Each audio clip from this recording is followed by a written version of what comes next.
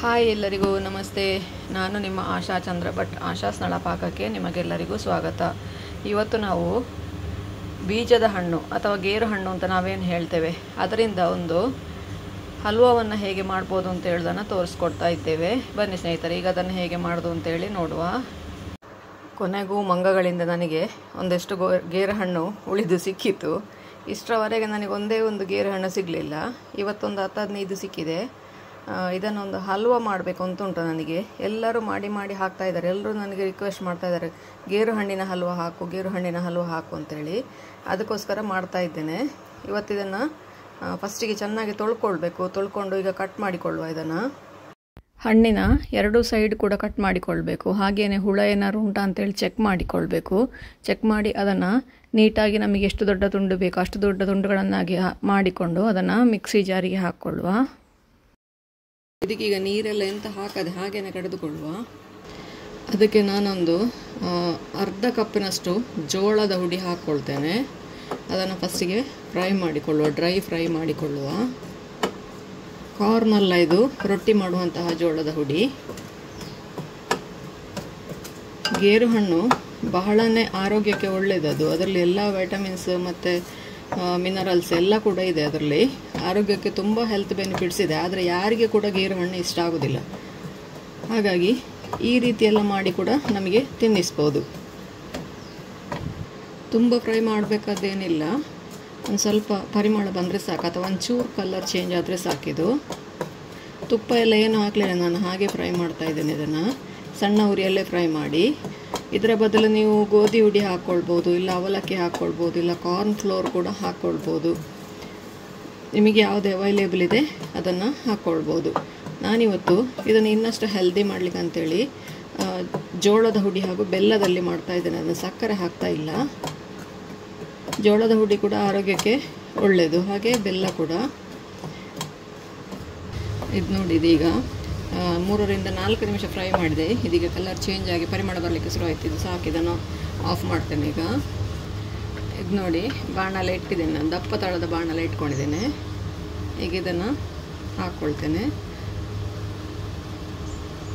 ಇದಕ್ಕೊಂದು 2-3 ಸ್ಪೂನಷ್ಟು ತುಪ್ಪ ಹಾಕ್ಕೊಳ್ತೇನೆ.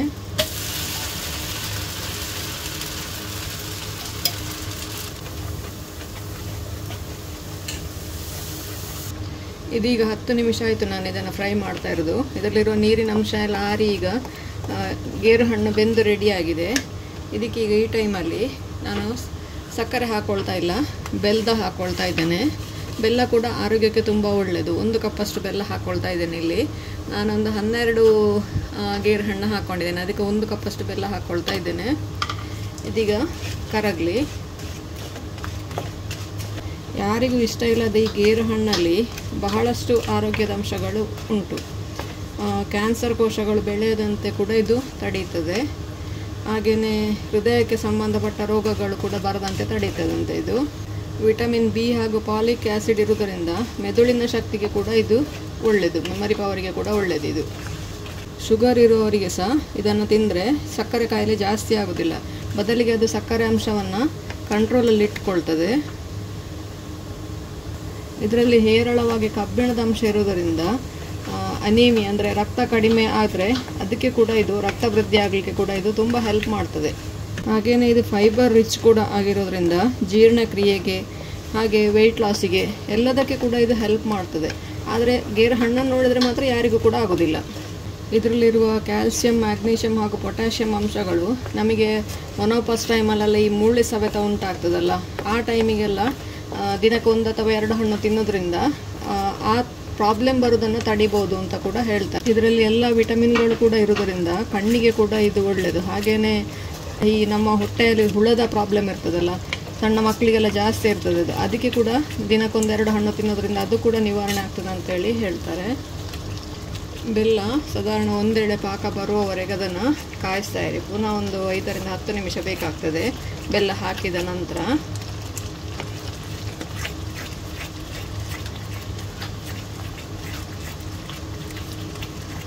ಇದೀಗ 1 ಎಳೆ ಪಾಕ ಆಗ್ತಾ ಬಂತಿದ್ದು.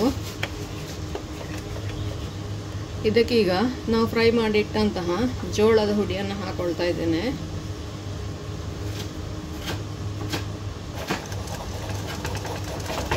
ಅದನ್ನು ಚೆನ್ನಾಗಿ ಮಿಕ್ಸ್ ಮಾಡಿಕೊಳ್ಬೇಕು. ಇಲ್ಲಿ ಕೆಲವರು ಕಾಯಿ ಹಾಲು ಕೂಡ ಸೇರಿಸ್ಕೊಳ್ತಾರೆ, ಅದನ್ನು ಕೂಡ ಹಾಕ್ಕೊಳ್ಬೋದು. ನಾನಿಲ್ಲಿ ಹಾಕ್ತಾ ಇಲ್ಲ. ಸೈಡಿನೆಲ್ಲ ಸೇರಿಸ್ಕೊಂಡು ಸರಿಯಾಗಿ ಮಿಕ್ಸ್ ಮಾಡಿಕೊಳ್ಬೇಕು. ನಿಮಗೆ ಕಾರ್ನ್ ಹುಡಿ ಹಾಕಿದಷ್ಟು ಸಾಫ್ಟಾಗಿ ಬರೋದಿಲ್ಲ ಇದು, ಜೋಳದ ಹುಡಿ ಹಾಕ್ಕೊಂಡ್ರೆ. ಇನ್ನೀಗ ಇದನ್ನು ತಳ ಬಿಡುವವರೆಗೆ ಮಗುಚುತ್ತಾ ಇರಬೇಕು. ಈಗ ಆಲ್ರೆಡಿ ಒಂದು 20ರಿಂದ 25 ನಿಮಿಷ ಆಯಿತು ನಾನು ಕಾಯಿಸ್ತಾ ಇರೋದು. ಫಸ್ಟಿಗೆ ಗೇರು ಹಣ್ಣು ಸರಿಯಾಗಿ ಬೇಯಬೇಕು, ಆಮೇಲೆ ಬೆಲ್ಲ ಒಂದು ನೂಲೆಳೆ ಪಾಕ ಬರುವಷ್ಟು ಕಾಯಿಸ್ಕೊಳ್ಬೇಕು. ಪಾಕ ಬಂದ ನಂತರ ಜೋಳದ ಹುಡಿಯನ್ನು ಸೇರಿಸಿ ಇನ್ನೀಗ ತಳ ಬಿಡುವವರೆಗೆ ಇದನ್ನು ಕಾಯಿಸಿದರೆ ಆಯಿತು.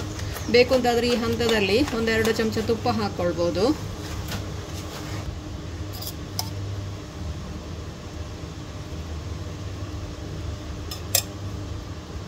ಹಾಗೆಯೇ ಫ್ರೈ ಮಾಡಿದಂಥ ಗೋಡಂಬಿ ಕೂಡ ಹಾಕ್ಕೊಳ್ತೇನೆ. 1-2 ಚಿಟಿಕೆಯಷ್ಟು ಏಲಕ್ಕಿ ಹುಡಿ. ಇದನ್ನು ಒಂದು 2ರಿಂದ 3 ನಿಮಿಷ ಇನ್ನೀಗ ಮಿಕ್ಸ್ ಮಾಡಿಕೊಂಡ್ರೆ ನಮ್ಮ ಗೇರು ಬೀಜದ ಹಲ್ವಾ ರೆಡಿ ಆಗ್ತದೆ. ನೋಡಿ, ಇದು ಸೈಡೆಲ್ಲ ಬಿಡ್ತಾ ಬಂತಿದ್ದು. ಬೆಲ್ಲ ಆದ ಕಾರಣ ನಾವು ಸಕ್ಕರೆಯಷ್ಟು ಪಾಕ ಮಾಡಬೇಕಾಗಿ ಬರೋದಿಲ್ಲ, ಬೆಲ್ಲ ಬೇಗ ಗಟ್ಟಿ ಆಗ್ತದೆ. ಹಾಗಾಗಿ ನೋಡಿ, ತಳ ಬಿಡಲಿಕ್ಕೆ ಶುರುವಾಯಿತು. ನೋಡಿ, ಇದು ಚಾಕ್ಲೇಟ್ ಕಲರ್ ಬಂದಿದೆ. ಬೆಲ್ಲ ಹಾಕಿದ ಕಾರಣ ಬೆಲ್ಲ ನಿಮ್ದು ಯಾವ ಕಲರ್ ಇರ್ತದೆ ಆ ಕಲರ್ ಬರ್ತದೆ. ಅದು ಗೇರು ಬೀಜದ ಹಲ್ವಾ ಅಂತೇಳಿ ಗೊತ್ತಾಗೋದಿಲ್ಲ, ಗೇರು ಹಣ್ಣಿನ ಹಲ್ವಾ ಅಂತೇಳಿ ಗೊತ್ತಾಗೋದಿಲ್ಲ. ಇದು ಒಂದು ಸ್ವಲ್ಪ ಕೂಡ ಗೇರು ಹಣ್ಣಿನ ಸ್ಮೆಲ್ ಇಲ್ಲ ಇದರಲ್ಲಿ. ಈಗ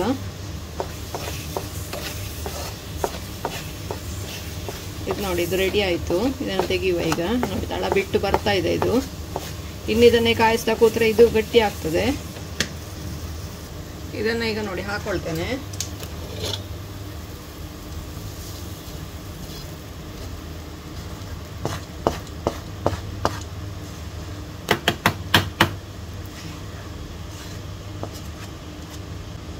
ನೀಟಾಗಿ ಸ್ಪ್ರೆಡ್ ಮಾಡಿ ಇಟ್ಕೊಳ್ಳಿ. ಇದೀಗ ಪೂರ್ತಿ ತಣ್ಣಗಾಗಲಿ. ನಿಮಗೆ ಎಷ್ಟು ದಪ್ಪ ಬೇಕು ಅಷ್ಟು ದಪ್ಪಕ್ಕೆ ಸ್ಪ್ರೆಡ್ ಮಾಡಿ. ದಪ್ಪ ಬೇಕು ಅಂತಾದರೆ ದಪ್ಪಕ್ಕೆ ಹಾಕಿ, ತೆಳ್ಳಗೆ ಬೇಕು ಅಂತಾದರೆ ತೆಳ್ಳಗೆ ಹಾಕ್ಕೊಳ್ಳಿ. ಇದೀಗ ತಣ್ಣಗಾಗಲಿ.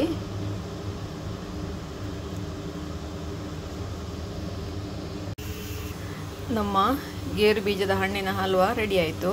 ಈಗ ಒಂದು 1/4 ಗಂಟೆ ಆಯಿತು. ಇದೀಗ ತಣ್ಣಗಾಗಿದೆ. ಇದನ್ನೀಗ ತೆಗೆಯುವ.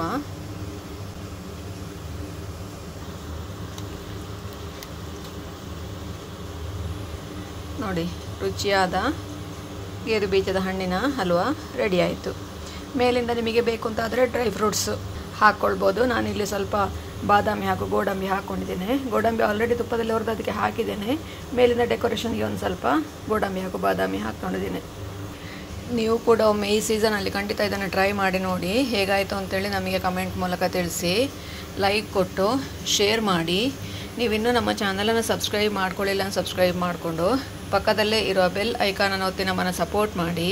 ಮುಂದಿನ ವಿಡಿಯೋದಲ್ಲಿ ಹೊಸ ಅಡುಗೆಯೊಂದಿಗೆ, ಹೊಸ ರೆಸಿಪಿಯೊಂದಿಗೆ ಪುನಃ ನಿಮ್ಮನ್ನು ಭೇಟಿ ಆಗ್ತೇನೆ. ಧನ್ಯವಾದಗಳು.